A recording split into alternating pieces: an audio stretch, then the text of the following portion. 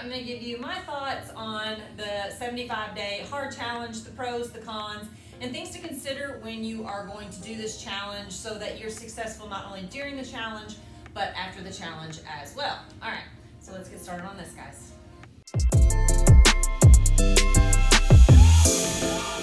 All right, guys, my name is Cynthia Williams. For those of you that are new here, I'm the creator of Change Your Habits, Change Your Life program, and you can find information on that in the links below. Today I'm going to give you my thoughts on the 75-day challenge, what I like about it, what would need some modifications, or things that I'm not so crazy about, but definitely could be fixed and make this a very, very successful challenge. So first things first. All right, so there's 6 components to this challenge.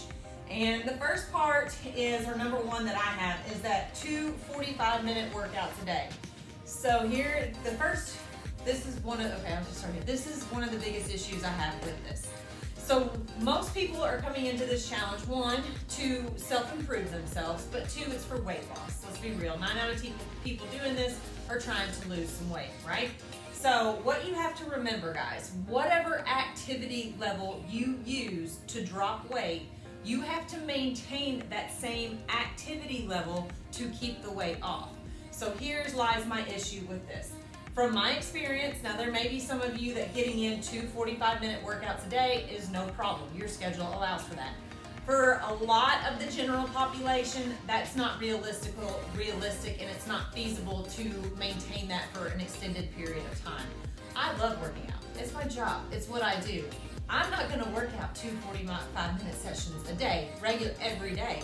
It's too much. I don't want to work out that much. I wouldn't like working out after doing it that much, not to mention being sore and never recovering and things like that. So anyway, so therein lies my issue. So when you're going to do this challenge, what you have to realize is what I'm saying, 90 minutes of activity, you're going to have to be able to keep that up to sustain whatever amount of weight that you lose during this challenge. So just be cognizant of that when starting this challenge, okay? That's why you always, when you're going in for weight loss, you always want to start off your program doing the least amount of activity and eating the most amount of food. Because when you plateau, and at some point you are going to plateau, you leave yourself to room to maneuver. You can either increase your activity a little bit or decrease your calories. If you start off gung-ho, like what this is, 2 45 minutes of workouts a day for 75 days, you are setting your body up to be accustomed to that amount of activity every day in order to sustain the weight loss you're trying to achieve.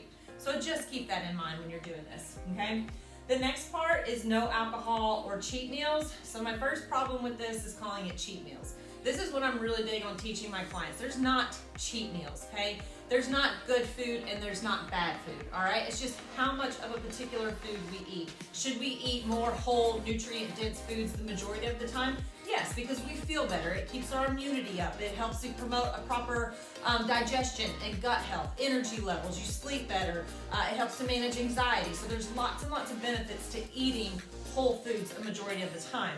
But what I call fun foods, there's nothing wrong with having them. And teaching you how to have a balanced lifestyle is key, okay? And that's what I work really hard with my clients on, showing them. You can have a couple Oreo cookies every single day if you want to, as long as it fits in the numbers and you're making your progress. It's not a big deal. So my first part is calling it cheat meals. There's not cheat meals, there's not good food, there's not bad food, okay? The biggest issue I have with this though is the amount of restriction, okay? From working with so many clients over time, a good majority of my clients that I work with have some form of disordered eating. Not an eating disorder, that's something different, but they have a disordered eating. They restrict, they binge type of relationship with food, I guess you could say. So this encourages that type of relationship, and that's my issue with it. Of 75 days, if you have somebody that drinks regularly or eats, fun foods, we're gonna call them fun foods, regularly, okay, and you pull it from them for 75 days, I'm gonna put money on that my person is gonna go and they're gonna end up binging, okay? They're gonna go and they're gonna end up overdoing it. They're gonna taste that cupcake and then they can't stop and they're gonna end up eating 6, 7 cupcakes. They're gonna go out and they're gonna have that first margarita and they're gonna end up having 4, 5, 6 margaritas because it's so good. So I'm just not a huge proponent of such heavy restriction like this. just because I've worked with so many people and see this type of thing backfire. So if this is you, if you have some kind of unhealthy relationship, and you need to be realistic with yourself with food, okay? If you go out for a weekend and you overdo it for the weekend and then you cut back dramatically Monday, Tuesday, and Wednesday and do a ton of exercise, that is a poor relationship with food. It is a restrict, binge type relationship, okay? If you go into a diet and you go for 2 weeks and you eat really, really good, and then you go out for a weekend, and like I said, you get a taste of something and then you can't stop eating it, that is a poor relationship with food, and I would not recommend doing something like this because I think it's gonna backfire for you.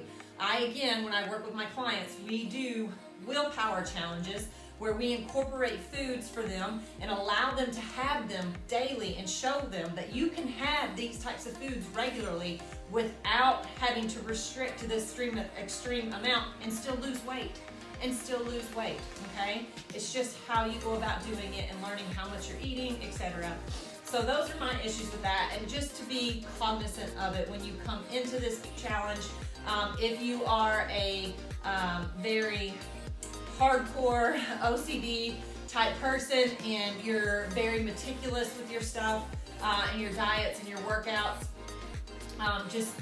this can exacerbate some of those behaviors and just make things worse. So just be cognizant of it. Be honest with yourself, the type of personality that you have, and whether or not doing something like that would be good. And you can do this 75-day challenge, guys, and you can modify it and make it your own. You don't have to follow these 6 to a T. So if bits and pieces of this that you want to take from it and make it yours and work on it for 75 days, do it. If you've got a relationship with food that's unhealthy and you think this might make it worse, don't do it, okay? But do the other parts of it.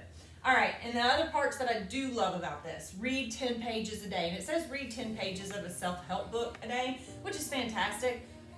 Read 10 pages of something you like, okay? If you are making time to do something for yourself and enjoy it, don't let somebody tell you it has to be a self-help book. Read something that you enjoy. 10 pages of something that is gonna make you a happier person that day. I love the drink the 1 gallon of water piece to it. This is where I try to get all of my clients a minimum of drinking a gallon of water a day. I love taking progress pics. Again, this is something I have all my clients do periodically through their program. As much as they hate it on day 1, you guys, you will be so grateful you had those progress pics at day 75. You can watch the scale go down, you can watch measurements move, but seeing the difference in pictures, I feel like is the most rewarding thing for most clients. So definitely don't cut yourself short there and do pictures. Last but not least is the follow a diet. So this is pretty random.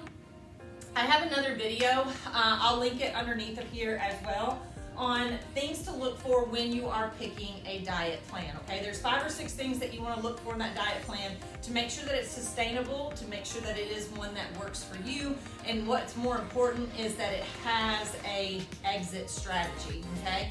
There's lots of plans out there to tell you how to lose weight. There's hardly any out there that tell you how to keep the weight off, okay? So making sure that you've got a good plan that fits you, and making sure, and you can refer back to that video, making sure that it's, food you like, a plan that you can see is sustainable, one that's gonna work in your family, in your home, things that are going on. Don't just pick one just because you feel like it's the most hardest or badass one or whatever it is and you're gonna give it a go for 75 days. Be realistic so that you actually stick to it and you follow through. So I hope this is helpful because I just know a lot of people are doing this one right now, and especially these 2 points right here. Just really take this into consideration or modify it for you so that you're successful with the plan, not only during the 75 days, but after the 75 days, which is more important. So that's my thoughts for the day on this, guys. If you like this video, give me a thumbs up. You can find my information on my free ebook, my program, etc. in the links below. So have a great day. See you later.